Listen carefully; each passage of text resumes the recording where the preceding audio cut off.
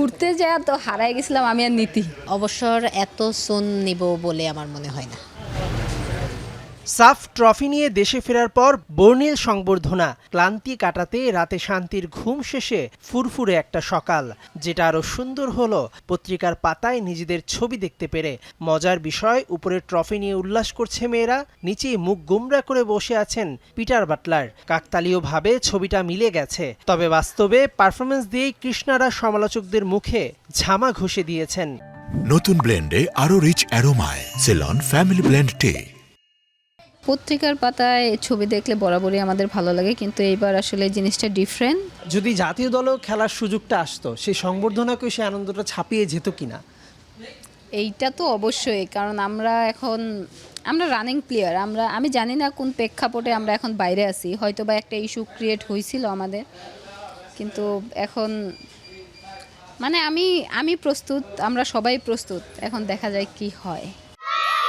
এই ট্যুরটা অনেকের জন্যই ছিল জীবনের প্রথম বিদেশ সফর। আসরের সর্বোচ্চ স্কোরার সাবিনা ও দ্বিতীয় সর্বোচ্চ স্কোরার কৃষ্ণা শোনালেন সাফের অনেক অজানা গল্প। হারায় বলতে মানে অপোজিট গেট দিয়ে আমরা বের হয়েছিলাম, পরে একজনের কাছ থেকে হটস্পট নিয়ে তারপরে এক ভাইয়াকে কল দিছি, পরে উনি এসে নিয়ে যায়। বিশেষ করে আমাদের গোলকিপার স্বপ্না, ওকে নিয়ে সবসময় খাওয়ার একটা ঝামেলা ছিল, ও খেতে পারতো না ওখানে, সো ওরে নিয়ে আমরা খুবই বাড়াইছিলাম যে ওর পারফরমেন্সের উপরে এফেক্ট আসবে কিনা।